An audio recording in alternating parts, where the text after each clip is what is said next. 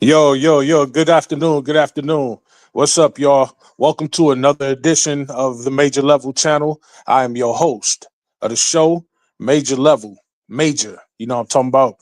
Man, let's go ahead and get into it. This ain't no box score show. This ain't nothing like that.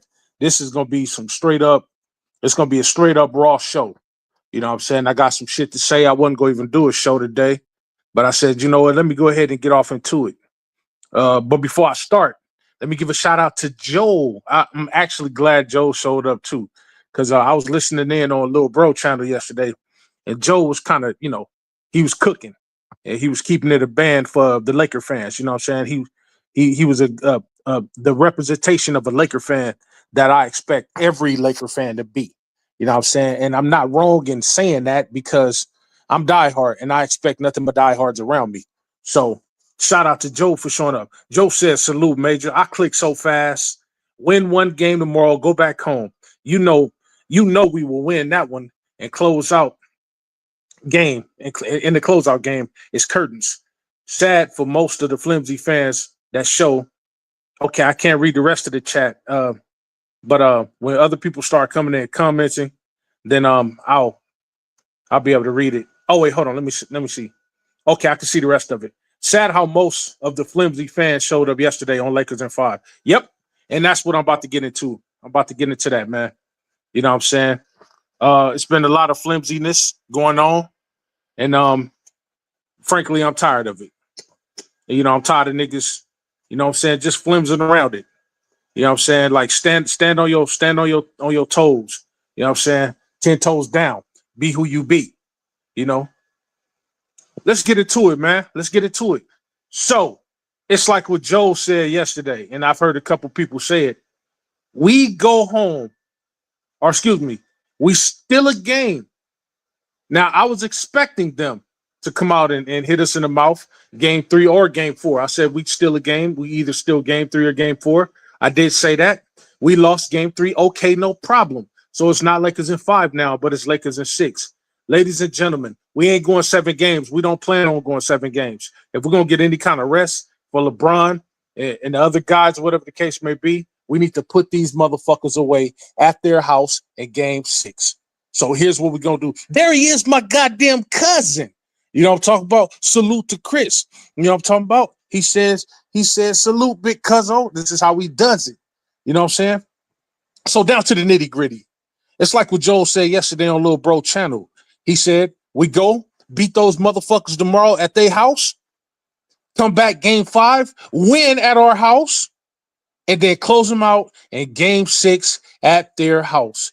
Ladies and gentlemen, this ain't going no motherfucking game 7. We've been playing enough with these fools. We tired of playing, bro. It's time to put a belt to ass. No, fuck a belt to ass. It's time to put boots to asses and send the motherfuckers packing, yo. Salute DJ. There he is. You know what I'm talking about? Salute, salute, salute.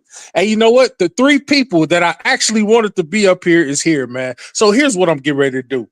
Listen, I'm going to go ahead and drop this link, man, because I could talk shit by myself, but I feel like certain takes need to be had in detail. And since I didn't really get a chance to give any take yesterday, because I didn't want to be interrupted if I was going to give my take. But up here, no interruptions. You know what I'm talking about? So let me go ahead and go ahead and drop the link. But look, I don't want everybody to come up. This link is for DJ Joel or Chris. DJ Joel or Chris. Everybody else stay down in the chat. I'm doing something right quick. Shout out to Trey all day. Salute, Major. You know what I'm talking about? He said, let's go, let's go. So listen, here come the link. If you ever feel so inclined to pull up, and then I'll let you come up. I'm just gonna finish kicking off my intro. So yeah, man. So like Joel said, bro, win game 4, right? Steal it at home. Get home court advantage back because we go home for game 5. Win and then win game 6. I'm hearing flimsy motherfuckers say, well, y'all can't win 3 in a row, as if that's never happened before. As if teams have never won 3 in a row. As if teams have never come from behind and come up to win a whole damn thing. And then listen, they better pray to God we don't go to game 7. I'm talking about the temper puppies. You know why? Game 7, because LeBron don't lose in game 7s. And if he do lose in game sevens, he's have more of a winning record in game sevens than he have a loss record. You know what I'm talking about? I think I heard Joe give the schematics on that yesterday. So that's what it is, y'all. Like niggas is we lose a game, niggas is already quitting. Win a game, niggas then pull the tampon out and niggas is like, oh, okay, yay, we're back. We're Laker fans again. Lose a game, niggas want to hang themselves, jump off the suicide bridge over in Pasadena, California. And I'm telling you, we ain't got to do all that yet. You know what I'm talking about? We ain't got to do all that yet. You know, fuck. Yeah. So now look, this a pull up show, but it's a limited pull up. I don't want everybody to pull up. You know, it says mainly for DJ, Joe, or Chris, because you know I got some things that you know what I'm saying. I feel like I want to give them a chance to get things off their chest because like I heard their takes, but they didn't really get a chance to really get off. And over here, I want them to get off uninterrupted. But since Laker Girl just pulled up, I'm gonna go ahead and bring her up. Bring her up. Right quick. Salute. Good afternoon. What's up, Laker Girl? What it do? What it do? Nothing much. Just want to come over here if I may get something off my chest about the Lakers. Oh yeah, please do, please do. Wait, hold on, Laker Girl. Hey, look, I want y'all to go subscribe to Little Sister's channel, right? You know what I'm saying? Another diehard Laker fan, Laker Girl 36. Please go subscribe to the channel and go do it now, man. Go over there. She got some dope content. And I let Laker Girl come up here because Laker Girl is a diehard fan. She don't talk much, but she's a diehard fan, and I love other diehards because they don't give me that flimsy spirit that we're giving up type spirit. So I'm gonna let Laker Girl go ahead and cook right quick, uninterrupted. Go ahead, Laker Girl, it's yours. I just want to say to all the Lakers fans that's hating, it's not over. Lakers all day. I'm a ride or die Lakers fan until the end. I stand 10 toes down. That's all I got to say. And that's what the fuck I want to hear. And let me ask you a question, Laker Girl. Yes. We go home, right? Well, first of all, we play game 4 in Minnesota tomorrow. It's an early game. I'm loving that. Okay. Do you think, and this is a simple question, do you think that we can take this in 6 games, or do you think it'll take us all the way back to crypto in game 7 and we'll finish it there? Do you think so? In other words, do you think that we can win games 4, 5, and 6 and go ahead and take this series, or do you think it'll go 7? I think it'll go 6 games. I believe, I have faith. We are going to win on Sunday, and we are going to win at home. We are going to close it out in 6 games. Okay, I'm with you on that. I'm with you on that. Also, I said something on my last show. I said that LeBron in game 3s always turn it up. And I knew that he was going to go 27 plus points. I did say it in my other video. He went 38 points, I believe, yesterday. What do you think he'll do these next couple games, especially with it coming close to a closeout? It's getting like to like almost like a closeout situation. What do you think LeBron is going to do points wise? And then also, what do you think Luka's going to do to follow behind that? I think point situation for the next few games, I think LeBron is going to step it up big time. And I think the only reason why Luka did not step it up because he was under the weather. Luka is going to be a different player on Sunday. I could definitely agree with you on that. He's definitely going to be a different player on Sunday. I know there's a lot of conspiracy going around saying that he was poisoned or sick or whatever the case may be, which often happens. I've heard about it happening before. Like stars that come to another city or whatever, and then they'll poison the water or whatever the situation may be. Whatever the situation is, I do believe that Luka will turn it around because think about it.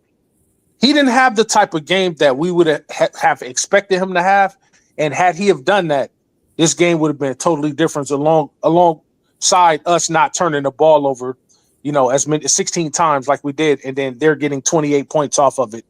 So I do believe that game 4 will be different in our favor. I'm just urging Laker fans, they're not us because we're not worried, but Laker fans who might be a little weaker than us or a little more flimsy than us, not to worry. Yes, you know what I mean? Yes, Lakers fans shouldn't worry. We don't have nothing to worry about. That fact. So okay, hold on, give me a second. So yeah, that's it. That's it. Like girl, you can stick around if you want to, but I want to bring my Okay. um I'm my just I'm, nephew and cousin up. I'm just gonna go on mute. I'll still be here. Okay, for sure, for sure, for sure. Salute to Joel and salute to Cuzzo, man. How y'all doing today? Salute, Major. What up? What up, Chris? What's Like your girl? what's up? What's up? What's up? Man, I'm glad you came up here first, Joel. You know what I'm saying? It's like the stars was aligned. Because when I heard the show yesterday, I can only listen to the show. I couldn't really come up at Lakers and 5 yesterday. I was busy as hell. But when I heard it, I said, now this, aside from DJ, this is the only person that got that I don't give a fuck mentality about the team we facing. Everybody's gets scared. I mean, I'm talking about in the middle of the game. Motherfuckers is like, yeah, it's over with. This and this and that. We down by 10. Next thing you know, we catch up. Now niggas is quiet as church mouses. Then we start losing again. Niggas are down. And me personally, bro, I tried. I tried to respect it. I tried to respect different Laker fans and their different levels or whatever the case may be. But I can't do it anymore, and I'm no longer going to do it, bro. To me, if you a flimsy motherfucker, I can't talk to you. I don't even want to. I don't even want to come up on the show if you up there next to me because I feel like some of that negative energy is gonna jump off on me. Not that it's gonna affect me, but I just don't like the fact that it's just jumping around. But to hear you stand up there in the midst of arrows and bullets being flying, you know what I'm saying? You still pretty much 10 toes down with it, like, hey, niggas, it's not over yet. We still got game 4, game 5, and game 6. And then if you don't think that we can go 3-0 in those games, then you don't know basketball. We've been playing with our food, and I think the playing with our food stops now. Go ahead, take it away, Joe. Facts, yeah, Major. And definitely Chris was cooking on it too yesterday. Like Yeah, him and I, we noticed like the fans in the chat, JC too, DJ as well. But like another thing I noticed is a lot of people would like create narratives. For yeah, example, the Rui Hachimura one, I didn't really like that. Like he said, he been playing terrible the whole series. That's not true. You not know, true at all. and sometimes Lakers fans out there, they do that. Like they like to Yeah, create narratives or yeah, whatever the case may be. Only when we lose, I notice only when we lose. yes, yes, But yes, I've seen a lot of people saying, it's over in the chat, like just because we went down 2-1. And I yeah, proposed a question. I said, when we win next game, because we will, we're going absolutely. to have the momentum and we're going back home. And we're not losing at home, like the first game at At home. all, at So all. we're going to be up 3-2. And the question I proposed was, when have you remembered LeBron James losing a closeout game, even when he's up? And it's only been 7 times, and those were like his notorious losses in the playoffs. Like, okay, the Denver one twice. Um, of course, the Dallas Mavericks, the Warriors twice when they had KD, and Right. one of them when Kyrie and Kevin Love was out. Uh-huh. So when we go up 3-2, it's curtains. Oh yeah. Oh yeah. And I heard that take of yours. Man, I couldn't even stop doing what I was doing fast enough to try to come up there to back up what you were saying, especially on the Rui thing, because it was me who said Rui that game 2. If Rui hadn't did what he did, he was moving his feet on his defense. He was very active on defense. He gave us a couple points, but that's not what I cared about. I cared about the defense. How he put it on Nas Reed and how he was you know what I'm saying, he was stepping off to guard Rudy Gobert. You know what I'm saying? That right there, those is crucial parts of the game. People are just looking at the points. Oh man, he didn't give us 25 points. Listen, everything ain't about points. How can you impact the ball? How can you impact defense, the other player? If we don't turn the ball over, I've heard people say this too, and I totally agree. We don't turn the ball over, and it don't turn it to points on the other end. They got almost 30 points. Take that away. They don't win the game, even with Luka not having the game that he was supposed to have. See what I'm saying? And see, people are looking at they're taking things like they're saying, okay, well, they you know what I'm saying, Anthony Edwards is doing his thing. Okay, we expect him to do his thing. Here's what we don't need to happen. And I said this before. Whenever we play in a team and they have a star, let him cook. We don't want other motherfuckers getting off. McDaniel should have never scored 30 goddamn points. Unacceptable. The motherfucker don't average close to that. Even if you have one game or a game here and there, okay, that's cool. But we don't need this motherfucker going off and he becomes the second or first option on the team. We need that motherfucker scoring what he scores usually. Let Anthony Edwards go off. Let fucking crackhead ass Julian Randle go off. Let him go off. But the other guys, we don't need them stepping up. We can beat these motherfuckers, bro. Like it's not hard. But to put Rui's game down and Rui's out there trying, especially on the defensive end, something he's not known to do, I can't do that. So I'm in total agreement with you on that. Yeah, the man that got it. Oh, this round table. Yeah. No, what's up, cuz? Oh, come on in there, man. I was waiting for y'all to come up, man. I kind of want to fall back a little bit and let y'all cook, because like I wanted to give an extension of what y'all was, getting on cooking off on yesterday, and I couldn't come up here, so I just did a little bullshit show because I wanted to come up here and give my take too, because y'all know me, man. The biggest diehard had to come up and do it because I was hearing a lot of flimsy ass shit yesterday, and it made me think. I said, you know what, man, I can't fucking do this, bro. Like flimsy motherfuckers, like, and not just flimsy after the game, flimsy during the game. And I want to put something into perspective for y'all for yesterday's game. So we lost 116 to 104, right?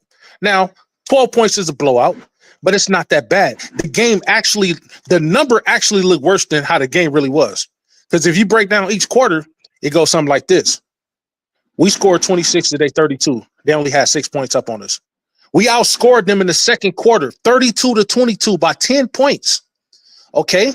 Third quarter, they did the same thing, 26 to 32. They're 32. And then in the fourth quarter, they outscored us 20 to 30. Y'all, if you're looking at it from that standpoint, it's not a large margin that they really beat us by. Just take away the 12-point deficit that they beat us by, whatever the case may be. Take that away. Take away half our turnovers. I mean, take away half their turnover points. That's 14 points. Take away 14 points, we beat them by at least 2 points. That's a mathematical fact. That's not something I'm making up. And this is without Luka going off. Because what Luka scored yesterday? What he scored? 20 points? If that? No, 17. So think about it. We only had three people in double digits. We had LeBron go off for 38, which is ridiculous, but we all knew that could happen. We knew he was going to turn it up in game 3. He always does it. He has a history of doing it if you go back and look. Austin Reeves had 20 points, and Luka had 17. You know who the next nigga was up in points? Rui and Dorian Finney-Smith with 8 apiece. And everybody else 3 points, 5 points, 2 points. All we need is other motherfuckers to step up, ball security, and play organized like we did in game 2. And then also, they have more, if you notice, they have more shots. Anytime they have way more shot attempts than us, they win the game, especially if that's coupled with all the turnovers that we have. But whenever we're kind of close in shot attempts, we win the game. If you notice that. Right. Hey, I'm telling you, bro. I think I said that shit during the stream yesterday, man. Like, we need to have man just get tunnel vision, you feel me? Because as long as he looking to score the ball and not trying to make plays for everybody else, you know what I'm saying, it could be a lot easier for us to just, you know what I'm saying, swarm. You know, I think what they messing up at is that they so concerned about him going off, they starting to double this dude a lot. And I think they just need to play one-on-one, man. If he get past whoever guarding him, hey, just let it be. Hey, like I said, bro, we need to run them dudes off the damn 3-point line, man. Let Absolutely. Man, step backs or none of that. Because he looking for all of that, man. For real, bro. These niggas, I'm telling you, man, niggas gotta, you know what I'm saying, they gotta keep running with the team, bro. I don't like all this, I'm getting scared because they got the lead or, all this other stuff happening, bro. If you ain't gonna make no good comment about it, you know what I'm saying, just be quiet, my nigga. You know what I'm saying? Because everybody else trying to roll with the squad, man. We ain't with all that flip-flopping, my nigga. That's what I'm saying, man. And like, You just pointed out something, man. Like you said, run these motherfuckers off the 3-point line, bro. See, here's the thing. It's too many open motherfucking threes. And these niggas ain't, man, everybody can't be Steph Curry, bro. Like, everybody is not Steph Curry. But we make those motherfuckers look like Steph Curry when we don't get, we're leaving motherfuckers open that you think is going to miss. Assume everybody's Steph Curry. That's the way I see it. Assume everybody's that motherfucker and play your man. Don't worry about what's going on in the paint. Rudy ain't shit. You ain't worried about him. Motherfuckers ain't really taking it to the paint. They're taking more 3-point shots and middies than anything else. And if they are dropping it in, they might luck up and get a dunk here and there. But that's far and in between. They're beating us with outside shots mostly. From my standpoint, they're not really. And the free throws, of course, because the ref is going to be heavy on the whistle for them than they are going to be for us. I don't give a fuck what nobody say, bro. Like, they're going to be heavy on the whistle. Like, there's a whole bunch of plays that we're about, times where we should have got the whistle called in our favor, but it didn't happen. But, I ain't gonna cry over spilled milk. You know what I'm saying? I ain't no bitch. See, what we want to do is we want to beat these motherfuckers fair and square. I'm hearing niggas talking about, man, I hope Ant get put out the game for this reason or for that reason or for this reason or for that reason. I want this player to sit down. No, nigga, I want the smoke. See, because here's the narrative. They're already going to create narratives about us anyway as the Lakers. But if their star player on the other team sits down and we happen to win that game, you know what the narrative's going to be? Oh, well, y'all only won because that nigga wasn't in the game. See, I don't want that bullshit. Only fake ass, flimsy ass, funky ass, faggot ass fans say some shit like that. Because you scary. We not scared of no fucking Ant Edwards. You know what I'm talking about? I want that nigga in the game. I want us to beat that nigga fair and square like we did in game 2. Shut his motherfucking ass down if we have to. Facts. Hey, real shit though. Yeah. Go ahead, man. No, go ahead, Chris. No, I'm just saying, man, like, it's crazy as hell though, you know what I'm saying? Like, niggas is acting like they, you feel me, they really with that shit, and then we get down in the game and niggas true colors get to showing up, bro. Like, I fuck with everybody that be on the channel, my nigga, but it's like, damn, bro, like, where the love at, man? You feel me? You niggas say you Lakers fans, but as soon as we get down in the game, niggas is ready to, you know what I'm saying, go hide this shit.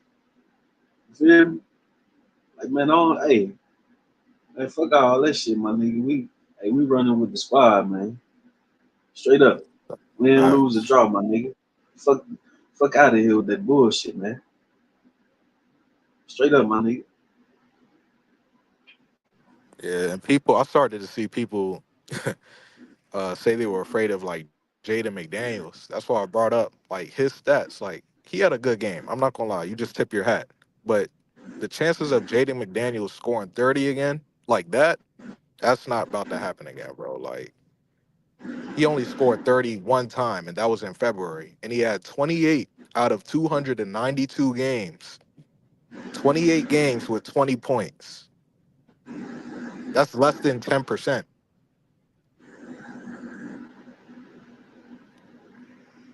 Yeah, man, I'm telling you, bro. Like,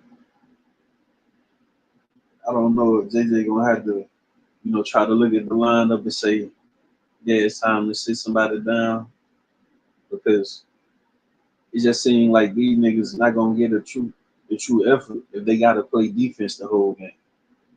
You know what I'm saying? Like we said with a number of stars from other teams, they don't get targeted because they play in a certain position. So niggas is really not gonna target them like that. But on our squad, we got, two guys in the backcourt that are not really known for playing defense. And the other damn team got one of the damn best wing or perimeter/wing players in the game. So he gonna target niggas all goddamn game. You notice they took the ball out of Mike Conley hands and put it in uh damn Ant-Man hands. Him and McDaniels or Yeah. Randall. Right. You know what I'm saying? Hold on. Bring somebody else up. Yeah, no. Oh, shoot. Here you go. Ladies and gentlemen. Yeah, he needs no introduction, so I'm not going to even introduce him. DJ, take it away, man. Yeah. Yay. Wait a minute now. Hey, Hold on. What's So, poppin', y'all? man, What up, look, DJ? what's good with it, brother? what's up, man? Chilling, See, chilling.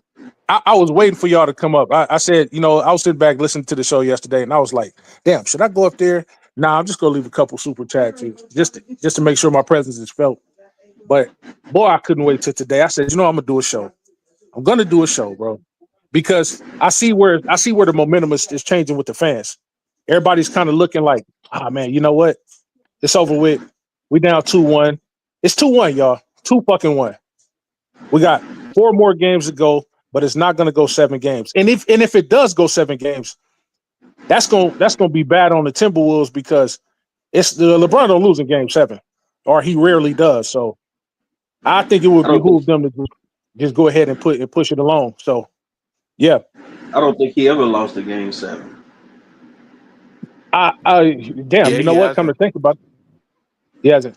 Okay, so just look at it like this: in elimination games, in games where everything is on the line, he goes stupid. But see, I told y'all, game 3, historically, the first 2 games, because he said himself, he got to fill those 2 games out. But game 3 comes around, he always goes off, and what do he do? Led all scorers on both teams in points. Now, if people don't think that he wants to turn up again and he wants to avoid going home in the first round when he got an all-world player next to him, his son sitting on the bench watching him, he got a new head coach, and he's in year 22 at the age of 40. You think this nigga want to go home in the first round? Now he's gonna do what he needs to do. It's on everybody else to step up and shut these other niggas down, bro. We're gonna take these next 3 games for sure. Lakers in 6. And if it ain't Lakers in 6, we definitely go take the series. It's just a matter of time. But the time for playing with our food is over with. You know what I'm saying? I wanted it over in 5 games, of course. You can't always have what you want. But if niggas think that we're not getting out of the first round beating these dudes, they crazy. I didn't want it to go this far because it's like something DJ said earlier. He said, you know, if it goes 7 games, we're kind of conserving a lot of energy. We're taking up a lot of energy for a series, a first series game or whatever, or first round series, and then going into the next round, that's going to take a lot of energy depending on who we play next. Because we play another, fast paced, high powered team, that's going to zap a lot of our energy. But here we are where we at, and this is what it is, man. We gonna win regardless.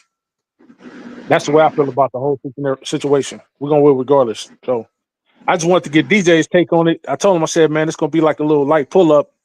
You know what I'm saying? Because I felt like he wanted to cook a little bit, but couldn't really cook because he was at work. So I'm giving him the opportunity to cook. You know what I'm talking about? Yeah, I I want to mean, hear it. yeah, no, I mean, let me troll. Yeah, let me troll a little. Yeah, it's over, man. You know what I'm saying? We're gonna go ahead and just pack him up. You know what I'm saying? That's it. Yeah. Man, nah, come on, bro. 2 games, bro. Look, this is why it's a series. It's not Right. you're gonna lose some, you're gonna win some. The whole goal is to win the series, man. I'm not tripping on just 2 games. And this is why I said yesterday, and I had Joe look up the stats when it came down to game 1, the games that we lost, game 1 and game 3. If you notice what the problem was, it was turnovers. Uh, That's it. We hold on to the ball, we win the game. That's it. The game that we won, we only had like 8 turnovers in that game. You know what I'm saying? The reason why they getting all these shots is because we turn over the ball, man. That's it. yes. That's Yes. it. They getting like 90 freaking shot attempts in the game because we got like 15 freaking turnovers, man. That's it. You know what I mean? So look, bro.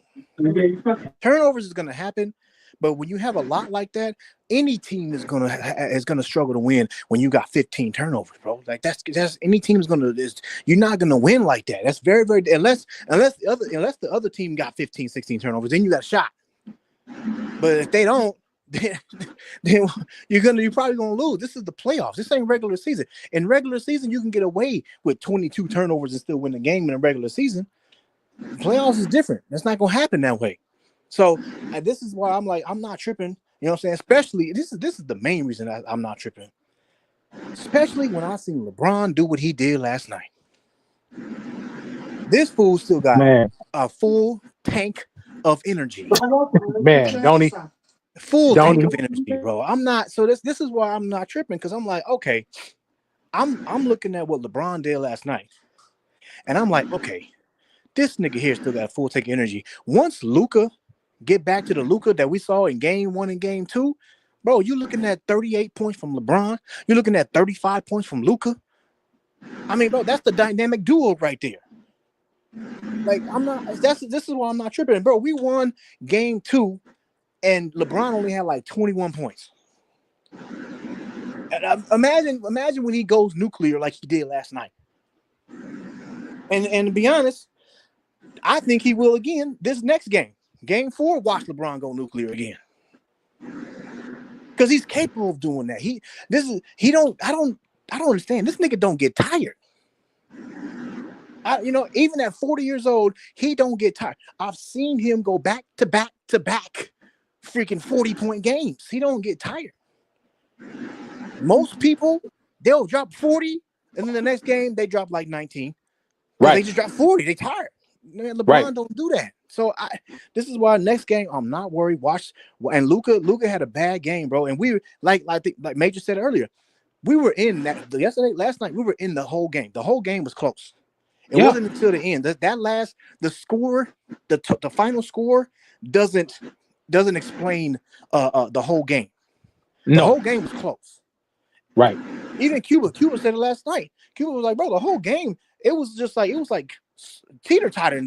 The lead changes was a lot. It was a close game until the end where they just ran away, you know what I'm saying, with it. But throughout the whole game, it was close. And like Major said, that was with Luka only getting 17 points. Yeah, in the whole game. Man, I'm not. Come on, bro. Let me say this, DJ. Let me say this right quick, just to piggyback on that. To put it into better perspective, but I'm a numbers dude. I'm a math nigga. That's what I was the best at in school. See, in the fourth quarter, think about it. You know how, and you could kind of tell when we knew we was going to lose the game because the refs were starting to do the calls and everybody started heating up. Notice not only did they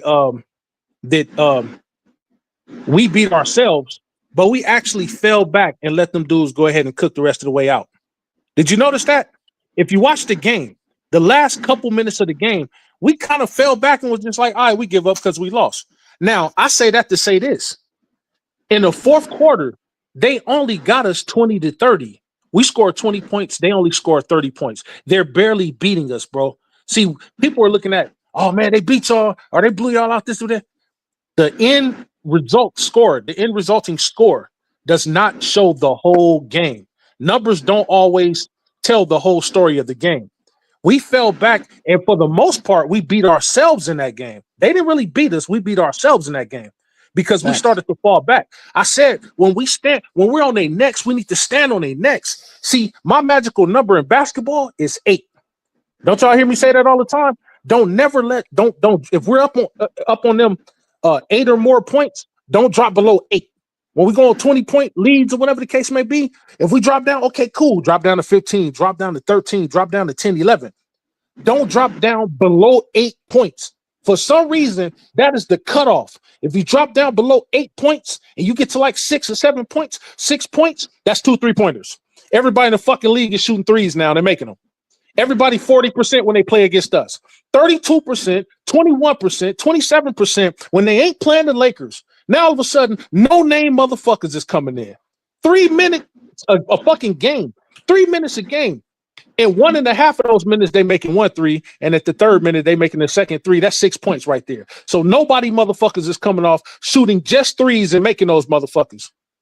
And that right there lets me know that if we're on if we're guarding our man, we doing what we doing. Run motherfuckers off the 3-point line, like Chris said. If we're paying attention to, not focusing much on the star, but focusing on the people around him, making sure he doesn't get them as involved as he is, then that's when we beat these motherfuckers. Game 2, we held them to 85 motherfucking points. That's nothing. And it's not just because they were shooting bad, but it's because of our defense. We was applying pressure too. And that goes to that Rui thing. Rui was moving his goddamn feet on the bigs when we needed him to. And Edwards that was bothering us. It was the Nas Reeds, the Jaden McDaniels. Jaden McDaniels had 8 points that game. That motherfucker don't score 20 points, they don't win the game. We don't need him going off. Let Edwards do what he do. Let Julius Randle do what he do. They're the 1 and 2 options over there. Everybody else is a distant third, fourth, fifth, sixth. Keep those niggas in line, and then we have no problem beating the Timberwolves. But I'll tell you one thing. To me, I like this, and I want the smoke. You know why? Because this is a great challenge for us. Because they have a lot of bigs over there. Everybody 6'9", 6'10", 6'11", 7 feet. This is a great challenge for us. And if we do go to 7 games and we win it in 7 games, I'm cool with that. Because you know what that preps us for, bro? The finals. Because if we get to the finals, there's 2 teams over there with full of bigs. The Celtics got bigs and the Cavs got bigs, don't they? Yep. Now, if we can beat a team with bigs over here in the West, what the fuck you think? Man, that's practice. So I want it. I don't want nobody after the game. I don't want nobody getting kicked out. I don't want nobody getting ejected. I want the smoke. If we can beat their 6'9", 6'10" bigs, we can beat other bigs too. We can beat the Celtics.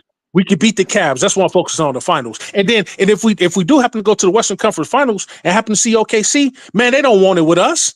We already proved that several times this year.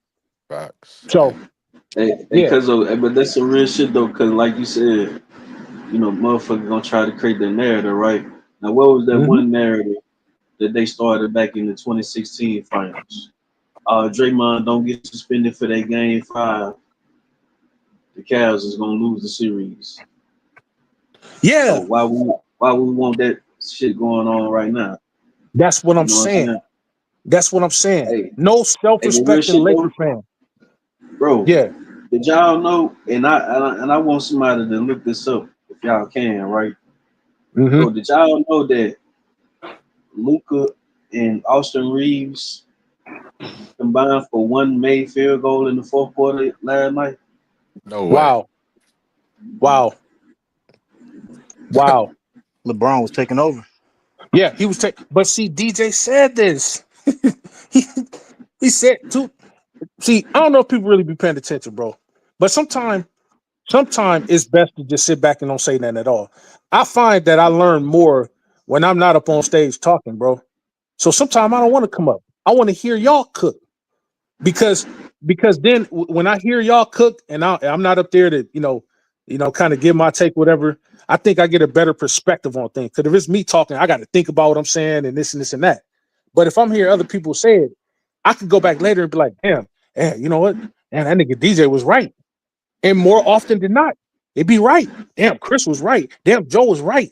And I'd be wanting to get up there right at that moment. But then I say, no, if I get up there at the moment, that's going to kill the momentum. I want these other motherfuckers who's hard of hearing. I want them to hear real cook sessions happen. Now, y'all might not call them cook sessions, but goddamn it, I do.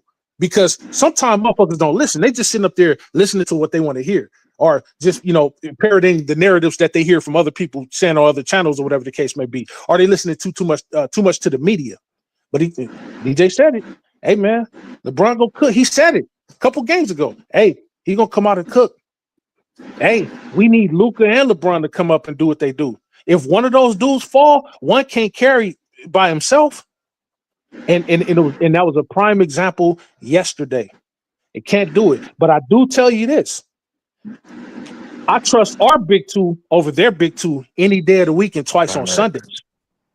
Luka and LeBron versus Ant and Juke. Come on, man. But we're making them look good when we're leaving these motherfuckers wide open, number 1. Number 2, and we're not getting as physical as we could get. What happened in game 2, y'all? Did we not get physical and match their ass? We got physical. When we matched them, they didn't have no answer for us. Yep. And we should have blew them out worse than that. But we start taking our foot. This is the problem I hate with my team. We take our foot off the gas. It's like we feel sorry for motherfuckers. We beating their ass so bad. And I'm like, no, stand on their necks. I'm going to kick the nigga when you down type motherfucker. If you down, you hurting, I'm not going to be like, oh, it's going to be okay. No, if you down and hurting, here, nigga, let me put another lump on your head. You know what I'm talking about? Yeah. Shout out to Lewis. What's up, Lewis? Man, how you feel about the game, bro? Man,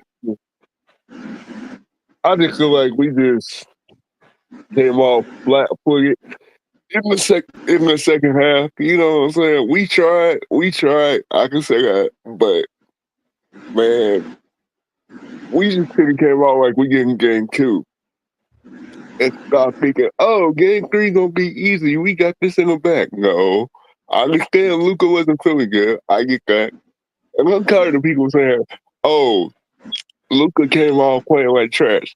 Y'all gotta understand, when you got a stomach bug, yeah, you can't really perform like you want to. You know what I'm saying? That's true. But you try to get effort. You know what I mean? You try to get a whole bunch of effort that you can. Yeah, Right. LeBron said, I got your back. You know what I'm saying? But like you said just a second ago, one person can't do everything, bro. It has to be a whole team effort to win a game. You know what I'm saying? Right. And Right. I'm pretty sure tomorrow everybody gonna come out and do what they need to do, because they realize, okay, if we don't win tomorrow, we gonna go to game 6. You know what I'm saying? And we definitely don't want to go back to Minnesota. You know what I'm saying? Because that's what we gonna end up doing anyway. If we do go to game 6 and game 7, we're gonna have to go back to Minnesota, and we don't want to do that. We want to finish it off at home. You know what I'm saying? Here's the thing. Here's the thing. Okay. Now we're gonna have a game 6. Okay. Well, here's the thing. Barring them beating us tomorrow and then coming back and beating us in game 5 to make it 4-1, barring that, a gentleman's sweep, we win tomorrow, we will definitely have a game 6. Now, what we don't want is a game 7. Now, if we like I said, if we have a game 7, we go back to crypto, we win it at home anyway. Now, the reason why I don't want a game 7 is like DJ said, to preserve energy or whatever the case may be. But I want to point something out that you just said that goes in, once again, it goes hand in hand with what DJ said about each game not being easy. What he said in the regular season, because what he said in the regular season applies to the postseason as well. You cannot take games and teams lightly. Nope. And we don't take them lightly. Us real fans don't take them lightly. All we're saying is this: we don't take them lightly, but we don't give a fuck about them either. We ain't scared of them either. We ain't gonna take them lightly. We ain't gonna look and be like, oh man, they the 6th seed and we're the 3rd seed, because we know that shit don't matter in the playoffs. Yep. But what matters is the heart, playing with heart, coming out punching niggas in the mouth, taking back home court advantage, and like Joe said, taking that momentum back. If we beat them tomorrow, when we beat them tomorrow, that takes us back to LA with momentum. And we're not losing at home. I swear to Christ, we ain't losing at home. We're not losing at home. I'm gonna be at the motherfucking game. We're not losing at home. And then we go back to Minnesota, keeping that same energy and momentum, and finish that motherfucker off just because they had the disrespectful nature to beat us in game 1 at home. I ain't forgetting that.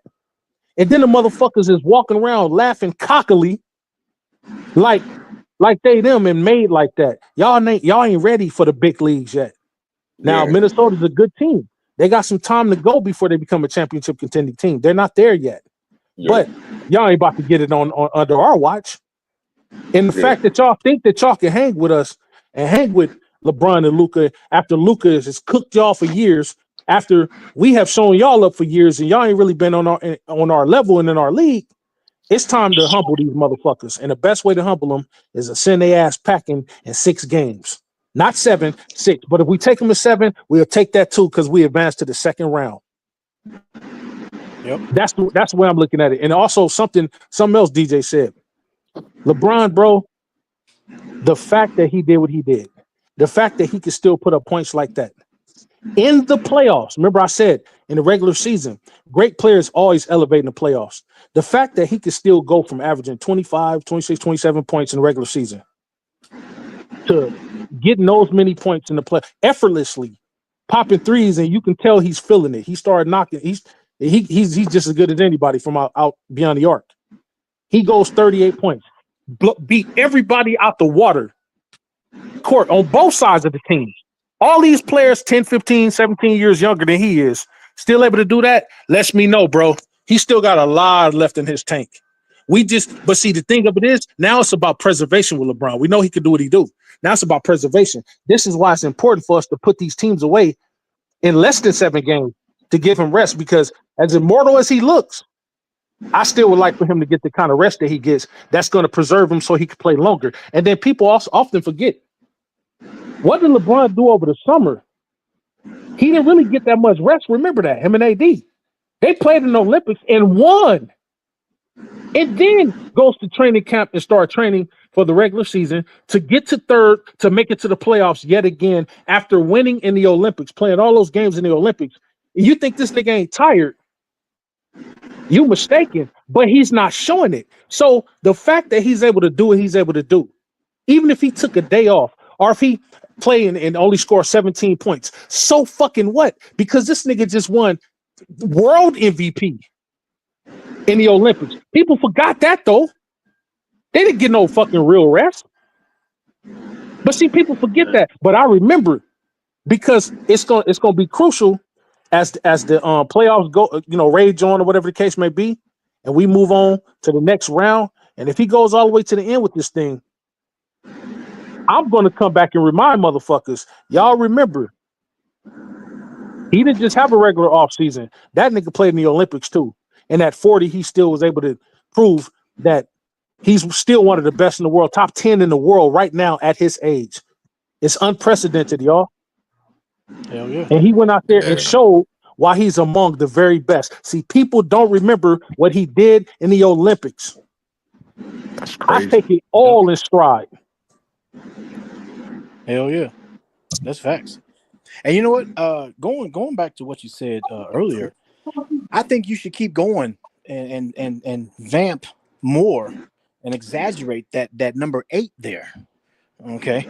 I think that magical 8 is the magical number for a lot of things. You said you mentioned about points, right? Mm-hmm. You pretty much said that you don't want them to get over. Hold on. You don't want them to get over 8 points or something like that, right? Drop below. Yeah, don't. If we're up on them 8 points, don't let them drop below 8. Don't let them drop below 8. Now, yeah, I think you should keep going on that. How about this? 8 turnovers. Also, but big Joe already know where I'm going. Joe already know where I'm going. Hey, also, do not get more than 8 turnovers. Right? How about this? There you go. There you go. This? Don't let them shoot the ball as a team 8 more times than you do. Because every time we lost, they shot the ball more than 10 times than us. Yeah. Right? You know what I'm saying? Give me another one. What about I don't know. Give me the 8. The 8 number can go in a lot of different directions. Yeah, 8 more rebounds. Don't let them get 8 more rebounds. Yeah, right. Yeah, 8. Yeah. How about 8 assists? How about this? What about this? Hey, Rui Hachimura and Dorian Finney-Smith. How about you give me more than 8 points? Oh yeah. Magical 8, baby. Oh shit! You know what? You know what? More than 8 shots. Oh, you know what? I'm glad you see, ladies and gentlemen. Remember, I was telling y'all you got to have certain niggas on your channel, man. I can't do this by myself, bro. See, because I wouldn't have thought about that. I'm just thinking about, saying don't drop below 8. Having an 8-point lead on these motherfuckers. Don't fall below 8. But see, now they put everything into perspective, and I'm going to start using that. I'll go even further than that, bro. If your motherfucking ass is over 6'8", you should have 8 rebounds or more. How about that? Nah, facts. What the fuck is you tall for? And you get 2 goddamn rebounds. You know what that come from, bro? Box the fuck out. Yeah. Westbrook is 6'3". Fucking PJ Tucker 6'5". Jordan Goodwin is 6'5", 6'4", 6'5". These niggas box out. That's why they get high rebounds like that. Luka's only 6'7". That nigga averages 8, 9 rebounds again. Bro, it's nothing to box out. But hell, at least try to go for a rebound. Hope a nigga reach over the top and over the top foul or some shit like that. But box out. I'm 6'5". If I'm out there, nigga, I'm boxing the fuck out. I don't give a fuck if you 7. I don't give a fuck if you Wimby over behind me. I'm boxing the fuck out. Elbow you in your ribs, something. But box out. And that's all it is to it. I think I heard Joe talk about it. Said boxing out it requires no effort. Just box out. Get in front of your man, vie for position, box out, go up for a rebound. Now, you may not get the rebound, but effort shows that you at least trying. And not and it's make it a 50-50 ball. Don't make it like where you standing around, you waiting for a shot, and then you start running back the other way. Assume the shot is gonna miss. You know what I'm saying? But box out. But if you are a power forward type, center height, small forward height, which is around 6'7", 6'8", and above, you should be getting more than 5 rebounds. More than 5 rebounds. That's for everybody. Jackson Hayes, there's no motherfucking way. You 7'1". I don't care how light you are. You're 7'1". That means you're 2 feet, 3 feet away from the top of the court. 7'1". You should have more blocks than anybody on the team. Rui had two blocks. You didn't have none that one game. That's ridiculous. So and he's acrobatic. Yeah, you could jump. So you 7'5" and you could jump 5 feet up off the ground, bro. So the top of your head be at the top of the damn backboard and you can't get a fucking rebound. Like, this is what I'm talking about, bro. See, get physical, get hard. I heard somebody say, bring a Morris brother out there. And you know what? I'll do you one better, y'all. Check this out. And DJ said this too. The minute we got Luka, I heard DJ and a couple other people say, including myself, and I agree. We got him. Austin Reeves got to go to the bench. Not permanently, but just for now. Especially in scenarios like this, because both of those guys can't play defense, and both of those guys are slow-footed. Luka's a little slower than Austin, of course. But I think it'll actually behoove us to send Austin to the bench and have him coming off the bench, because you know what he's going to do on the bench? He's going to give us some viable points for real. He goes to the bench. He's our 6th man, like Nas is their 6th man. Y'all see what I'm saying? And then bring in defense. Now, do y'all agree with that? Like, so it'll be something like Luka, because they're not gonna say Luka. Luka's a star. I mean, he's gonna give you his points. No defense or whatever. That nigga give you 45 points. That covers for the fact that he don't have defense. We're cool with that. Okay, he's our point guard, shooting guard. And fuck, you can put anybody out there to play shooting guard. You know what I'm saying? Fuck, I'll put Jordan Goodwin out there for shooting guard, and he can play defense. Because if he's out there, Reeves will give you more points, but he ain't gonna give you no defense. But Jordan Goodwin can get in front of people and he can stop somebody. That's number one. So put him out there. Small forward, fucking who's our small forward starting now? Rui. Okay, Rui plays no defense. He can score. Hey, Dorian Finney-Smith, small forward. You know what I'm talking about? Dorian Finney-Smith. Or hell, put Vandal as small. He could play small forward. Vandal small forward, leave LeBron power forward, Jackson Hayes. How you can move him around? Hell, I don't know, man. But we just don't need 2 motherfuckers out there that's a liability on defense. But one is kind of flaky, and the other one, you know, he's going to score his 20, 30 points, or whatever the case may be, if he shoot the ball more times or whatever. But put some defense out there, at least in certain schemes. Don't have Austin Reeves and Luka out there for long stretches of time together. If one of them niggas come out, somebody got to sit down for a spell. Now, if we need to get some points out there, you know, have them out there for a spell. But it just needs to be more balance. Just a little bit more balance. But we need more defense out there. You know what I'm saying? We need more defense, especially around the 3-point line. We ain't really worried about motherfuckers having a conga line to the rim, because Timberwolves ain't really scoring like that, except for when Ant Edwards, you know, he gets some kind of lane and you give him a little bit of space, and then he could take off from the goddamn airport. You know what I'm saying? He got that kind of jumping ability. There's nothing you can really do about that. But for the most part, we should. But sorry, y'all. But for the most part, we need to we need to do that. But see, this is where we miss AD at, though. I know niggas don't like him, whatever the case may be, but I don't have a problem with him. But this is where we needed AD, because if we had AD, I think the game would be a lot different. Because then we got a viable big down there. Then the motherfuckers is forced to shoot threes and carry on. But then also we wouldn't have to have everybody sagging out to the 3-point line, or sagging out to the, you know, to try to defend in the paint, because AD will be down there to handle the paint, and then that'll leave niggas open to, you know, take care of their man at the 3-point line. since these niggas like to shoot threes so goddamn much. You know what I'm saying? So, It's facts. you know. But we did a hell of a job on Nas Reeve that game 2 when Rui was locking his ass down. Yeah, Rui and Vando, sagging off on this dude. Like, was locking that nigga down. I said, lock that horse face motherfucker down. And we ain't worried about, because when that nigga shoot threes, you got to admit, against us, that nigga Steph Curry, bro. Like every time he shoot, I be like, God damn. Right. The ugly ass, quick ass release. I'm like, this horse face, donkey face motherfucker shoot another goddamn three. I'm gonna throw my goddamn remote control. And he shoots the goddamn ugly ass shit. Look like it's gonna brick, or it looks like he throw it up too fast, and the motherfucker still so happen to go in. But when you put the proper motherfucker on him, and the person that's guarding him don't have to worry about stepping off his man to go guard somebody else, put that man-to-man lockdown defense on him, niggas won't be making so many threes. And as you see, we set them niggas down to 85 points. Yeah. It's elementary, y'all. Yeah.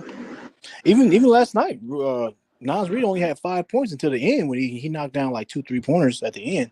But he only had 5 points throughout the whole game. So that's what I'm saying. Like Rui's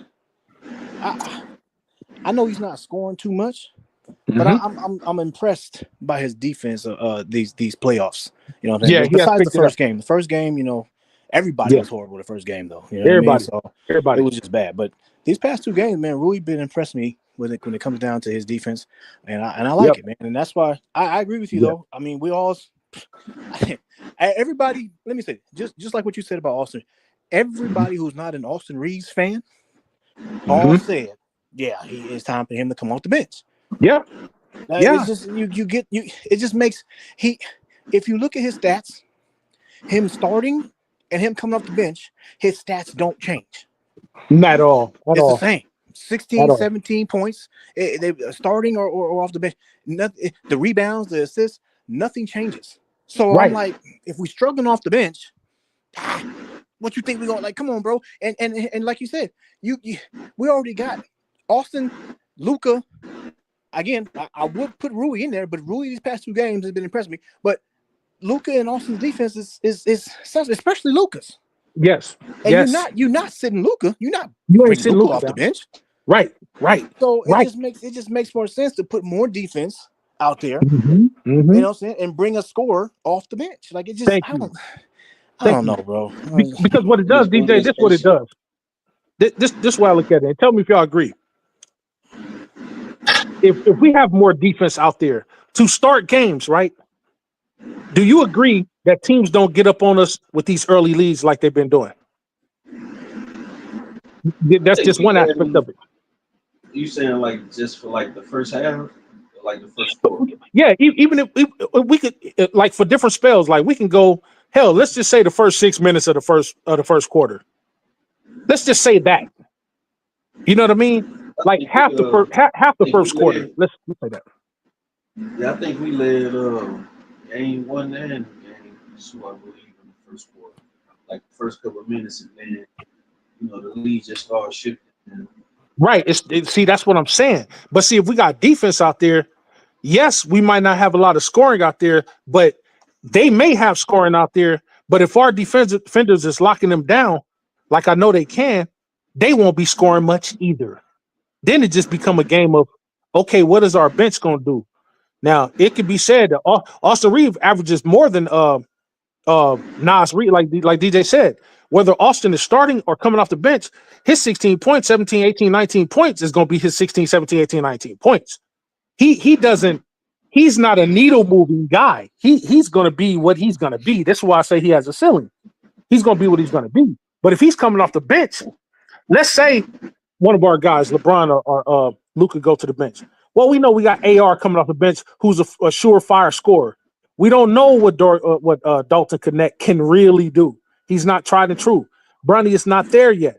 You know what I'm saying? We don't have any other scorers on a bench like that. Dorian Finney-Smith is not really a scorer. He's more defense. Yeah, come and knock down the occasional three.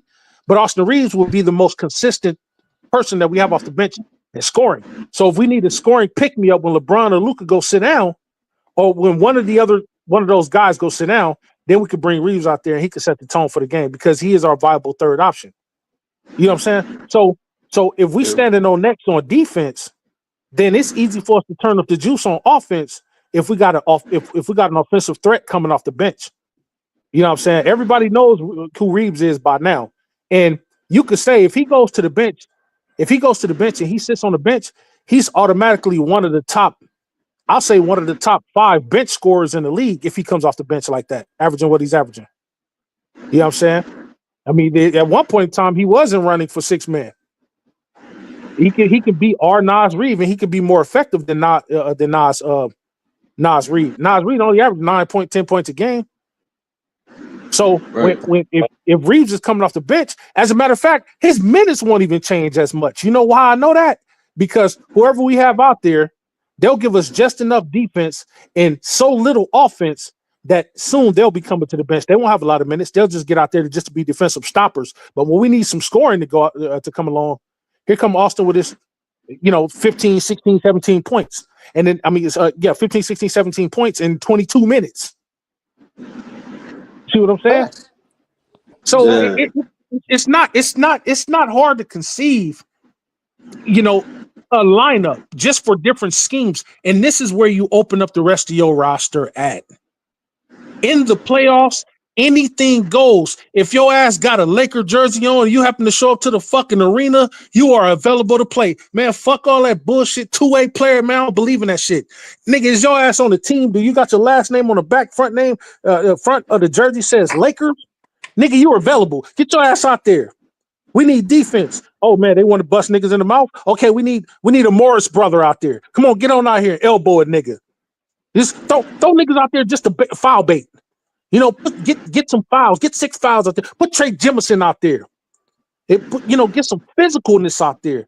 They ain't got nobody on that team that can body him. This nigga 280, fucking 6'11". You ain't about to just move this nigga like that. Like we need to. This is where JJ needs to open up. I really, really, really, really was hoping that upper management. I see in some games where the other coaches are influencing the game, and I see in most games it's him. But I think, and I hate to say this, but I don't think they want a Nate to get the credit if we win, and it'd be like, oh man, it's on Nate's back that it happened. But I kind of wish that JJ would kind of fall back a little bit more and let the veteran coaches kind of like, him being heavy deference to them. Like, let these dudes tell you how it should go. Let these niggas put together the type of roster for certain series, certain matchups. Now, if we were playing the Warriors, it'd be different because we can match small ball. They don't have no bigs. We ain't got no viable bigs. But these motherfuckers is loaded with bigs. The smallest nigga on the court is Mike Conley or some shit like that. You know what I mean? Everybody else 6'4", 6'5", 6'6", and above. DiVincenzo 6'5", 6'4". Fucking Jaden McDaniels, what's that nigga like? 6'9", 6'8"? Fucking nah. 6'9", 6'10". Fucking Rudy, 8 feet. Fucking. And that's what our damn problem Yeah. is, bro. Every fucking body on their team is damn near like a two-way player, man. Yeah. Even if the nigga don't got fucking offense like that, like Rudy. You know what I'm saying? From Conley to Rudy, every goddamn body in between is damn near a two-way player, pretty much. That's fact. And that's fact. That's what our problem is, man. Our best offensive guys are not our best defenders, and then our best defenders are our weakest scoring. You know what I'm saying? Options that we got. Right. With the Austin Reeves thing, I could kind of look at it like, it's a you know what I'm saying, another guy they won't attack like that, right? Because I kept seeing how they was trying to put Dorian Finney on damn Ant-Man, but they kept doing all that damn multi switching shit. Almost switch this guy, then switch that guy. Right. Yeah. You know what I'm saying? Like they gotta try to figure out a way to counter that shit, man. I'm just like, damn, bro, like how is he? You know what I'm saying? That's how I know Nate ain't really, he calling certain shots, but it's like his influence is not taking full effect like that. You know what I'm saying? Yeah. That's what I'm saying. It was something happening I think Rui did something in game 2 or something. JJ called timeout and started yelling at them niggas. I'm like, bro, why the hell you didn't call timeout yesterday and start yelling at Austin Reeves ass when he threw up that damn crazy three? That's what I'm saying, bro. And that and big and you know what? That's why I also said yesterday that if anybody goes to the bench, it'll probably be Rui and not Austin. Right. I don't know I don't know why he got JJ just love him some Austin Reeves. But I will say this though, just to be clear, to the audience, I'm not saying bench Austin Reeves now. I think it's too late. I think you Right. you're stuck. He's been in the starting lineup this whole time, bro. I think you don't make a drastic move like that until you're desperate. So I'm not saying do it now. I'm saying he should have did it a long time ago. Yeah, I definitely agree with that. You're right, bro. And you know what? Because of that statement, bro, we have to be cool with how this turns out. And only thing we can ask for on top of this is now for you motherfuckers that's starting, we expect all the starters to step the hell up. We can't sit your ass down on the bench like we want to, so niggas step up. Now step up. Now on both sides of the ball, like how Rui gave defensive effort and he's not a defender. Y'all know this nigga is that nigga play like he's buffering on defense, but he's been actually moving. That nigga's been kind of cooking on defense. We need everybody to step up and just give effort, bro. It's not been a lot of effort on the defensive end from just about all the players, except the known defenders like Vando, people is going to go do their best to defend. But we need people, if you're not a defender, become one. Are we going home? It's that simple. Become a defender, or we going home. If you're not going to score, if you're not going to impact the score with offense, nigga, become a defender. Move your feet. Stop letting foul if you have to. I don't give a shit. But you got to show effort. You got to show that you want to be here. LeBron showed yesterday, hey, man, I don't want to go home yet. I don't know about you other motherfuckers. And I need everybody to match that same effort. Before I continue, hey, man, let me give a shout out to Jada Scorpio, my damn nephew. Said, salute, Unc. Lakers familiar. Bron gave a master class last night for nothing. Very disappointing. No, it wasn't for nothing. It wasn't for nothing. I'm going to tell you why. I hope that the other guys looked at that and said, you know what, man? This is where you don't need coaching. This comes from the heart within. And you don't need another man to tell you how to have heart. It should be innately embedded in you. If I'm seeing the elder statesman on my team going off, I'm going to get in the lab and look in the mirror myself and say, you know what? What the fuck can I do to enhance my game? If I'm known as a 3-point sniper, man, you know what the fuck I'm doing? I'm practicing all goddamn night as much as I can.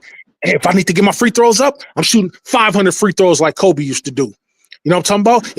If I need to drive the ball more, I'm focusing more on driving than taking dumbass shots. Or I'm trying to pass the ball. Or I'm working on hand-eye coordination so I won't be fumbling the goddamn ball every time somebody passes it to me. I'm doing that. I'm doing different. I'm taking steps to make myself better. When I played football, hell, when I was boxing, if I couldn't move my feet, I'm like, damn, why the motherfucker keep getting me? I'm swinging with all my might, swinging with all my power. I know I could knock this fool out. But why the fuck does he keep catching me slipping? Then I had to start thinking about myself. Not what he was doing to me, because he was only doing to me what I was allowing him to. But I said, you know what? Why am I slipping?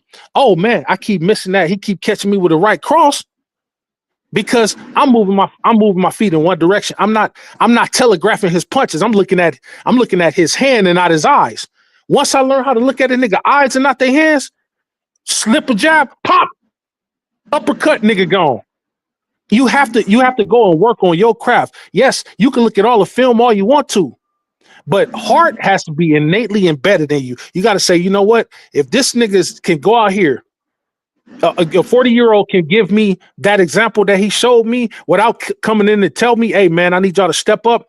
I have to have the initiative to say, you know what? I want to step up because if LeBron could do it, God damn it, I can too. I'm not saying I'm LeBron. But if LeBron can get out here and give his effort, and he's 72 years old, I'm only 25, I should be able to get out here and give my effort. It's effort, and effort equals heart, and heart equals effort. And a lot of these niggas ain't playing with heart. They let niggas stab them in the chest. On game 4, 5, or 6, niggas need to put their breastplate on, man. and protect themselves and go out here with some heart. Fuck what the coach is talking about. The coach is gonna do what the coach do. But I don't need the coach to tell me to grow some heart. I'm gonna get out there and show effort, and it's gonna show. Y'all gonna be looking like, damn, you know what?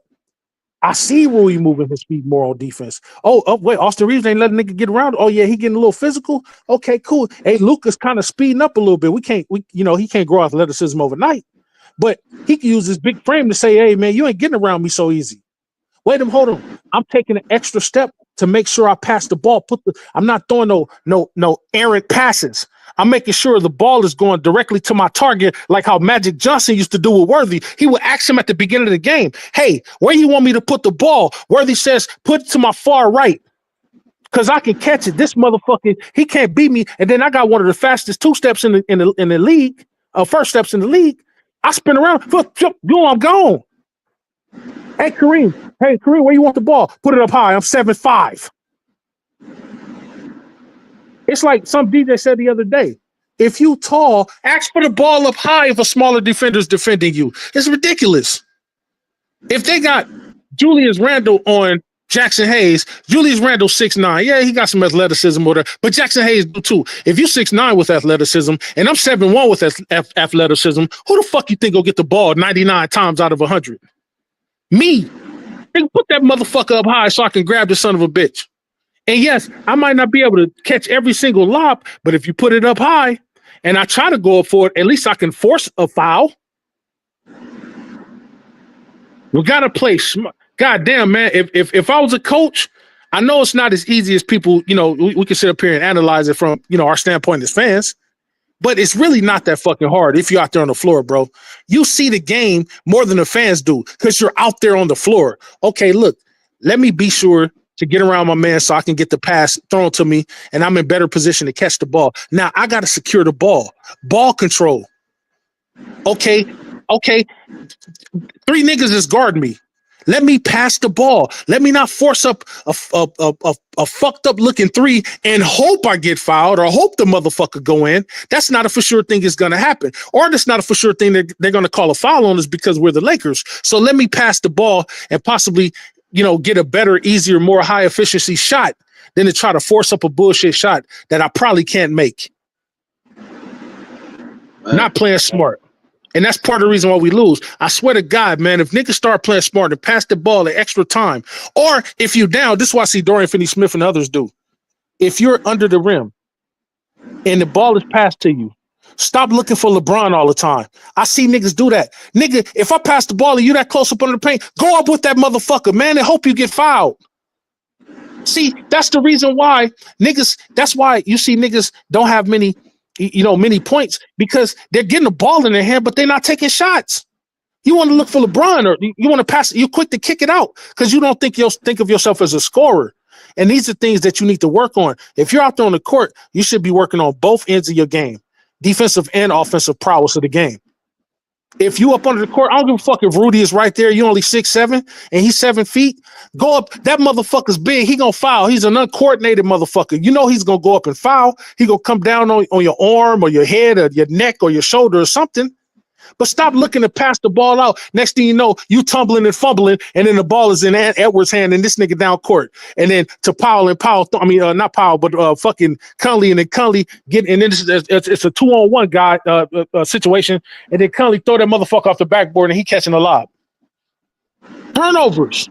We're losing these games because mainly of turnovers. Limit the turnovers, win the game. It's that fucking simple. It's that fucking simple. And I think the Lakers know that. But still, they haven't been able to control the ball to the proper perspective that they should have been able to do it. Wait, so who do y'all think our best defender is? Vando, right? Yeah, now the AD gone is Vando. Yeah, I would say Vando. Yep. So I got like an interesting take, right? Mm-hmm. So Vando, JC been saying it multiple times, he's only playing like 14 minutes, which I don't know if that's like his regular season stat or something. It may be the playoff stats right now. But Mm-hmm. It's kind of funny, right? If he's only averaging 14 minutes, he's Mm-hmm. not much. He's not really a scorer. But we're Mm-hmm. studying putting guys out there like Gabe and we want Dorian Finney out there. Yeah. I'm trying to think of somebody else we're putting out there. Jordan Goodwin, he ain't playing too many minutes, but let's just say Gabe. I mean, Mm-hmm. do we really want to keep throwing these guys out there just to see if they might score the ball? Or do we want to put the guy out there that we know they can kind of help shadow a lot of this, the defensive coverage that we need out there, you know, like if we take I don't want to say Austin because DJ don't think JJ gonna take him out. I Nah, mean Rui hell, we know why somebody. too. So yeah. You know what I'm saying? Damn, Jackson Hayes, one of them niggas, man. Like, I don't know why he's trying to act like he want to damn limit Vando's playing time. Like, bro, nigga, you need any goddamn body out there that can help you. I honestly think this nigga had more rebounds. I think he had like 5 rebounds one of these games or something. This nigga had like more rebounds than some of these niggas that had points. Yeah. You know what I'm saying? Like, yeah. Tell me if y'all agree with this, bro. Tell me if I agree with this, especially DJ. If Vando averages 14 points, not 14 points, 14 minutes a game, right? How would you feel about him? He starts, and Vando gets, let's say we give him 22 minutes a game. Let him start 22 minutes of the game.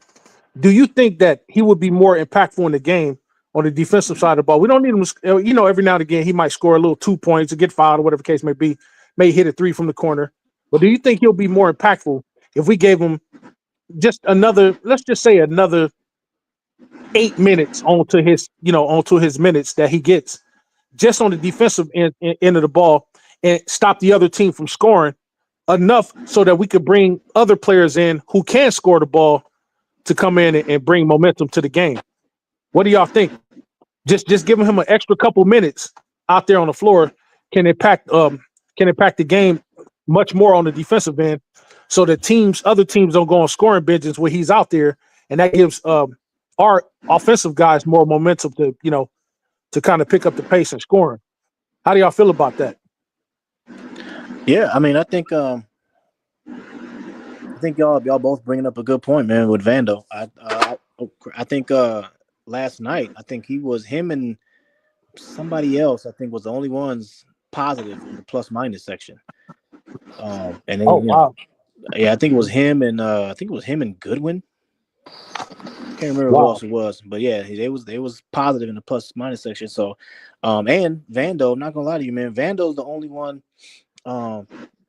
I've seen that's been showing some dog in him. Yeah, that nigga. Yeah, Yeah. bro. He don't give a damn who you is. He gonna talk his mess. He gonna fight back. You know what I mean? And he gets on other people's nerves. He was getting in the head of Julius Randle. He was getting in the head of us. What's that nigga name? Nas Reed. Yeah. Man, Vando. He's one of those type of players, bro. He don't give a damn. You know what I mean? And so he don't back down. Yeah, man. So I think giving him some more minutes, bro, is I think it's a good idea, man. I've always liked Vando's game. I just think Vando just makes plays. He don't bring offense, but I think as a coach with JJ Redick and the other assistant coaches that we have, you got to try to get Vando some easy buckets because he's not a shooter like that. He's not gonna spot up in the corner for no threes. But you got to get him. You got to get him cutting. You got to get him slashing. You got to get him maybe in the pick and roll or something like that. You got to do something with Vando in order to get his offense going. If you can, I'm not saying do it every time because he ain't no offensive player like that. But just to make him useful, a little bit more useful on the court than just defense. You know what I mean? Absolutely. But yeah, I think definitely. I mean, his defense is just too elite for him to only be getting 14 minutes, especially when you got freaking Ant-Man on the other side and you got Nas Reed. Like, come on, man. Exactly. And I could tell niggas be afraid of him when he in there. Bro, that man had got a rebound last night. And I think that was Alexander Walker kind of like pushed him a little bit. So he Mhm. had to throw the ball back in. And then Alexander Walker got the ball and scored the and one. To me, I think that was one of the pivotal moments in the game where it started to swing back into their favor. 'Cause I Yeah, want to say that was right around the time when LeBron started hitting them threes. And yeah, we was going I shot for think they shot with just, their asses, man. I think that damn, I think that damn knucklehead took him out the game after that. And I was just like, yeah, Yeah, why are you yeah, putting all these goddamn dudes back in there that you know ain't finna play no damn defense? They just all, it's like a damn action film, right? These yeah, niggas just action junkies, man. They just all offense, and it yeah, is what it is, right? I'm like, bro, we need different. It's just like the damn series from a couple years ago when we played Denver that first time, and we needed extra defense out there, but we couldn't play Vando for some reason because I think if I can remember correctly, I think some people saying he was hurt or something like that. yeah, I'm yeah. like, hey, man, just play him. You feel me? If Throw he him out can't there. score, man, look, we already got our asses kicked 3 straight games, man. And can't Yeah, nothing else go bad at this point. Put the guy out yeah. there on the goddamn floor, man. Him and Christian Wood, they was both available. I mean, why the hell not? That's the way I was looking at it. Why not put the nigga out there? What the fuck you got to lose at that point? You know No, what I no, I mean? ain't talking Like, about I ain't talking about last year, bro. I'm talking about the what year this was, 2023. oh, okay, Cause Christian, okay. yeah, The year we went to the Western Conference Finals. West Final. Yeah. Yeah, yeah, yeah, yeah, yeah, yeah, yeah. It's like DJ said, bro. Defense is too elite. I would rather have him out there getting some defensive stops than to have Austin Reeves out there starting and we're getting cooked and their points are going back the other way. And there's no defense at all. There's no way to stop it. We have to just come back and hope Austin hits him back with another 3 or another 2, whatever the case may be. Like you said, Luka, he's kind of like a welcome liability because Luka will say, okay, I'm not gonna play much defense and I might get cooked, but I can still go off and give you 40 points. I can go off and give you 35 points, and I can do it every game. Reeves can't do that every game. He doesn't have the capacity to do that every game. So we kind of need you to be on defense a little bit more. Reeves' game needs to be a little bit more balanced. Okay, if you average 19, 20 points a game, okay, that's fine. That's great. But on any given day, you might not always give us your average. You might give us 15, 16 points. Okay. On the days where you're not going off, we need you to kind of move it up a little bit on defense. We need to get you to get some effort. We need to don't be scared to foul a nigga. You ain't never really in foul trouble like that. Don't be scared to do that. And that's what we need. We just need more balance from those players who are only known for one thing or another. You know what I'm saying? We don't have a lot of two-way players like that. Most of our players are one-dimensional. So niggas better grow a two-way sense. It's just gonna have to happen. And then I will say this: next year, all this tells me is what we already know. We have to get a viable defensive-minded center who happens to be able to score at the same time. We got to get that. No more excuses, bro. We need a motherfucking center, a viable one. That's what we need. Jackson Hayes ain't gonna cut it. He can come off the bench, but we need somebody with some sides who can defend. And I don't give a fuck if you only give us 8 points a game. Can that nigga block a shot? Can he get 10, 15 rebounds? That's what I care about. That's why that Mark Williams trade would have been so crucial. Imagine we'd have had that motherfucker right now. Man, I thought about the same thing last night. Man. So it just confirmed what we already know. You want to go for another star? Okay, that's fine. But I elect that we go for another a viable center. That's hell. If we can get Miles Turner, that'd be great. At least that nigga go defend the rim and he can shoot the 3. Yep. You know what I'm Man. saying? So hell, man. Even if I ain't gonna lie to you, bro. Even if we'd have got Vucevic this year, you know what that would have meant? That would have meant motherfuckers would have. He would have took motherfuckers out on the perimeter too, and Vucevic could space the floor. I mean, he may not have been a shot blocking center, but he gonna make you honest. Because guess what? That nigga shot 40% from the three this year, and he was viable. So what you gonna do? You know, now you got to worry about Luka, him, LeBron, and Reeves. You know what I'm saying? So we need to do something in that center department next year. I don't want to hear no excuses like, "Oh man, there's nobody." No, man, I don't give a fuck who you got to give up. With the exception of Luka and LeBron, everybody else is chopped liver. We need bigs.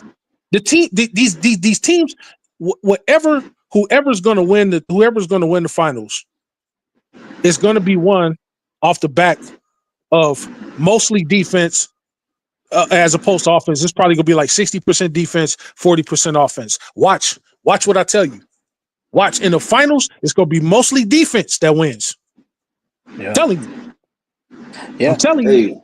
Hey, I got just to let you know, I like that magical 8, man. I think that magical 8 is a great number to go by when it comes down to multiple things. So I think we should keep vamping on that. But I got to get my Z's, brother. So oh yeah, man. Yeah. I'm a Salute, DJ. What's up, man? I'm gonna listen to the rest of the show on my way to work, brother. Oh yeah, for sure, man. Appreciate you pulling up. I know you got to get on to work. I'm off tonight. You know what I'm talking about? Ooh, I'm off tonight. That's why I'm talking shit. You know what I'm talking about? But yeah, right it'll be a nice enough listen for you. You know what I'm saying, on your ride or whatever. I appreciate you for showing up, man. All right, y'all, for sure. Yes, sir. All right, bro. All right, DJ. Nephew, what say you, man? What's up, man? Look, I don't know if you heard, bro. Look, I wasn't switching sides, man. It's just that I'm just being realistic though. I said we gonna win game. I said we gonna win the next game. I said, and then we gonna go back to LA. We gonna win that one. And then we gonna go back to Minnesota. And I'm gonna be real. I think we gonna lose that one. But we gonna win game 7 though. And Joe was cooking me over that. What you know what? Here's the thing that I'm just being realistic though, man. No, here's the thing that made me proud, bro. Here's the thing that made me proud. Now, I'm not a nigga that cry a lot, right? But nigga was literally balling over here, bro. When you said what you said about the diehard Lakers shit, you was like, yeah, the only ones I really know about is DJ, Major. Yeah, JC started cooking me. But see, but you was right. The only thing I was hoping, I was like, hey man, you can't forget about my damn family member, man. Your fucking cousin, Joe. I mean, not Joe. Well, Joe definitely died hard too. But Chris, I was like, wait a minute now. Hey, that's good. Thank you for putting me up there. But Chris be flip flopping, Well, no. Well, see, look. Here's the thing. No. I'm gonna tell you this. I'm gonna tell you about Chris. Chris, I said it the other day too. Chris, tell you like it is. See, people think it's flip flop because he get on the coach's ass when the coach ain't doing what they're supposed to do, or he's not afraid to critique LeBron like most niggas is afraid to critique LeBron. He understands the nobody's above reproach mentality that I put forth. He understands, nigga, I don't give a fuck if you the coach. I don't care if you genie. Anybody could get it. They all the way to the top to the bottom. They're from the motherfucker that own the fucking crypto.com all the way down to the 15th nigga on the bench. So it seemed like he flip flop, but it's not flip flopping. He's calling it. He's calling it out when other motherfuckers won't do that, and I respect the hell out of that. This is the flip flop I'm talking about. Flip flopping is like when motherfuckers are giving up in the first, second quarter. When motherfuckers are saying, trying to give us little extra things so that we can win. Like, I want Ant Edwards out the game because with him out the game is they're not impacted. Or I want this person to file out of that person. To me, those are flimsy fans. Those are motherfuckers that are weak-minded. I don't mind a motherfucker saying, hey, this player is not playing that good on the team. Sit him down and bring another person up. I don't mind that. But I mind you're not standing 10 toes down on what the fuck you believe, what you're saying. You know what I'm saying? If you are a fan of this team, the most important thing is to get the W. I don't give a fuck if we do it in 6 games, 5 games, or 7 games. It don't matter to me. We should be leaving this series with the W. That's the main thing. And if you can stand up and tell the truth, even if it hurt motherfuckers, You know what I'm saying? Because niggas ain't fanboys like that. Then I respect that. But if you're a fanboy and motherfuckers like, oh man, no, he's not above reproach. I'm not gonna call him out. But the motherfucker only had 12 points in the game and didn't play no defense. He wasn't moving his feet. Nigga, I'm gonna call you out. I don't give a fuck if you was Kareem.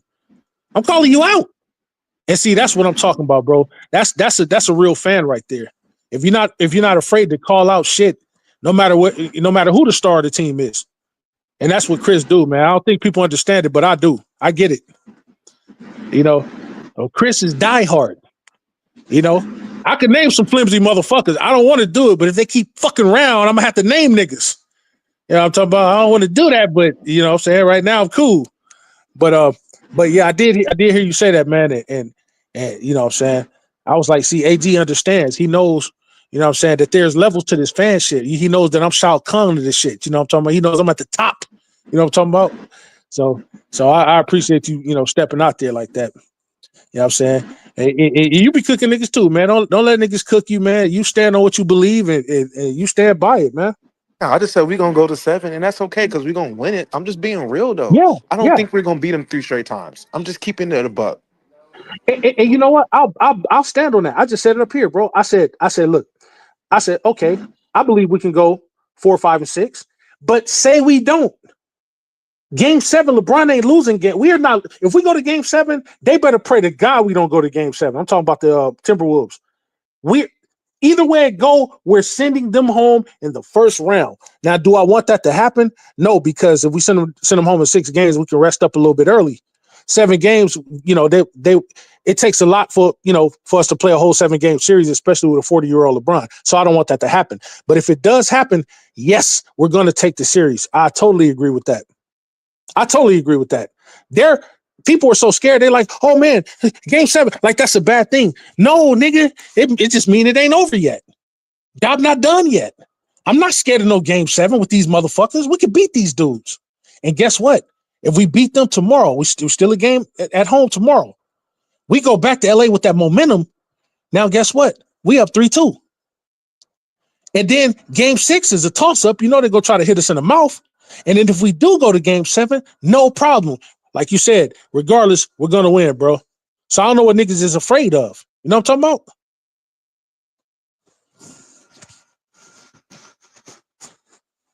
I don't know what niggas is scared of, bro. Like, we got this in the bag. But I want to bring my niggas up here, man, to get their perspective on the whole thing. Going forth, I'm going to ask y'all this question. Going forth, do y'all think LeBron is going to turn back the clock and lead this team? Never mind Luka. Do y'all think LeBron is going to say, you know what? Fuck this. For the next 3 games, or at least for the rest of this series, I'm going to be the first option. Let me put you niggas on my back, and I'm going to take us to the promised land. Y'all think he going to do that?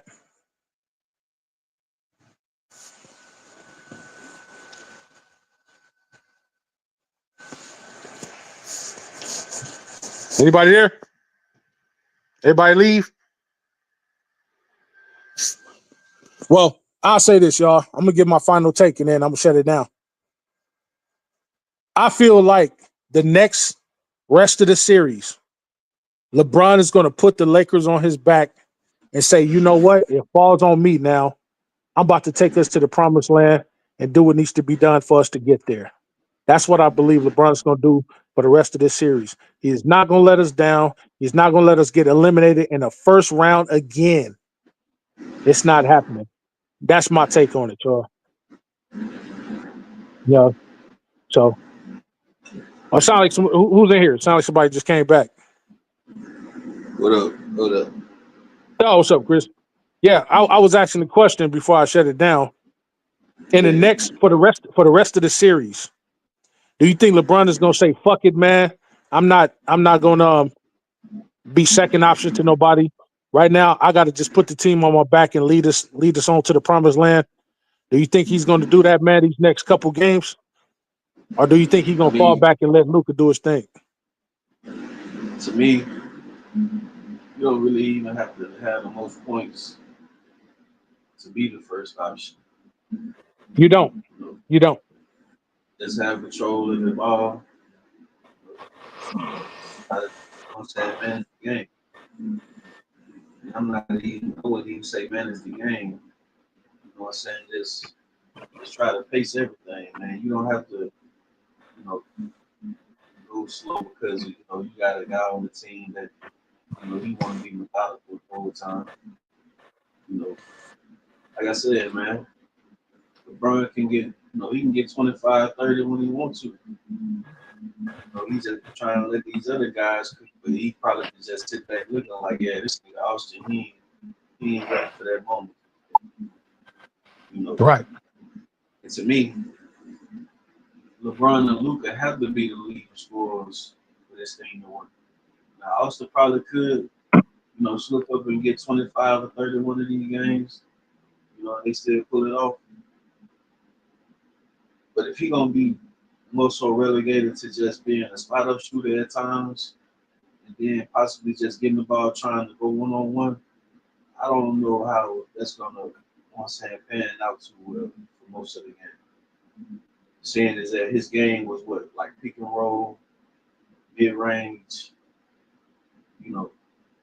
That's why I think it would be a good option for him to come off the bench or something like that because Right. then when Luka or LeBron go to the bench, you probably bring Reeves back in, and now he's still out there with one of the guys. At all times, you still got a viable, scoring threat on the floor. But I don't really want to think this whole athleticism and the Timberwolves playing a certain way against him is kind of like getting into his head. And he still can score, but for the most part, like I say, I think LeBron, I think he's gonna end up turning it up a little bit more. Absolutely. Absolutely. Well, it's one of those things where we have to wait and see. I'm glad tomorrow's an early game. I think it's like 12:30 West Coast time. So niggas ain't gotta wait until fucking late for the game to come on. To be honest with you, man, after the game is over, I'll be ready for the next one. Be honest with you. You know what I'm saying? So it's good that the game is starting early. I wish all these motherfuckers could start, 3:30, no later than that. You know what I'm saying? Because I'll be ready. Nigga, I'm ready. I'm ready to get this shit on the road, get it over with, get back home, win, nigga, and pop my champagne, and smoke my cigar. You know what I'm talking about? So anything else to add, Cuzzo, before I shut it down, man?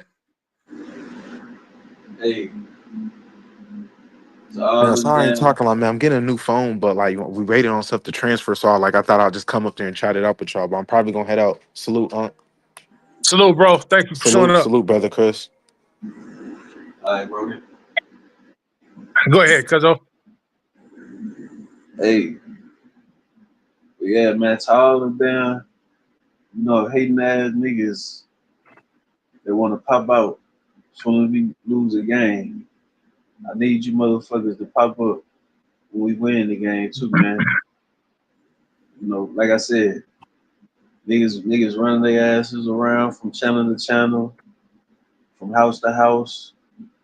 They probably weren't ready to run to the damn mountaintops and shit, scream because we lost the game and the series is still going, man. Like I say, these niggas, it's funny as hell though, bro. Like niggas just fall off in the chat, man. As soon as the game over with, it's like these niggas more nervous than some of the damn Lakers fans. Oh man, I hope they don't come back and win because if they do, I can't go show up in the chat tonight. As soon as the game over with, now niggas is popping up. Like I say, it is what it is. We gonna fucking put our foot in these motherfuckers' ass, and we gonna move on to the next round and put our foot in the damn Warriors' ass or the Rockets' ass. Shit, anybody worry about these motherfuckers, man? Fuck these. At all. At all. At all. And I just want to piggyback off that. I noticed a lot of motherfuckers just popping up. You know what I'm talking about on Lil Bro channel. That wouldn't normally come up. And I say, all right, bitch, come on up. But here's the thing. It's like Cuzzo said. Nigga, keep the same motherfucking energy when a nigga is winning. Don't be a bitch and run. Cause me, one thing about me, if I talk shit when we lose or when we win, nigga, I'm gonna talk shit when we lose. My energy never changes. But I don't expect everybody to be like me, cuzzo. But I'm saying, nigga, if you don't just come up, that's bitch shit if you just come up when a nigga lose, because now you got shit to say. Nigga, have something to say when we win, even if it is negative. Don't be afraid to get cooked, because that's what the fuck go happen. I'm telling you, nigga could come up here with that bullshit, and I call you out. And nigga, when we do win the series, oh my God, boy, am I gonna go on Lil Bro channel and talk shit. And if I'm inclined to, if I'm feeling myself enough, I might actually call niggas out by name. Cause I don't give a fuck. Man. I don't give a fuck, nigga. You nigga, if God call you out, nigga, I'm God of this shit. If God call you out, nigga, the only thing you could do is either fold or come on up there and meet that match. Cause I'm tired of niggas talking that bullshit. And guess what? I said this to DJ in the text. Nigga, even if we lose and get put out in the first round, nigga, I'm still gonna be like Lakers next season, nigga. I'm still gonna be a fan. I'm still gonna follow the team. I'm still gonna critique niggas that need to be critiqued. I don't give a fuck if a nigga's a king, a peasant, or a fucking joker. Nigga, I'm gonna do what I'm gonna do. It's always gonna be Lakers at 5, nigga, till I drop. Now, can the nigga have that same energy as a so-called Laker fan? Can you still stand with the team even when we do lose? If you can, I want to talk to you. If you can't, nigga, don't talk to me. Shout out to everybody that showed up to the channel, man. You know how we like to do it. Hit that like, share, subscribe button. You know what I'm saying? Become a member of the channel, man. It's much appreciated. Anybody that comes over here, man, come give your take. Come listening to some live action entertainment. I'm going to give it to you raw, nigga. I'm the rawest nigga up here in these.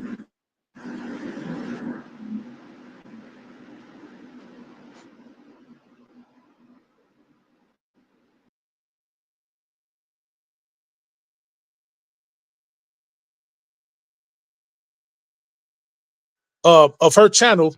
If you don't, Sick and Lewis on you, and you already know you don't want none of that.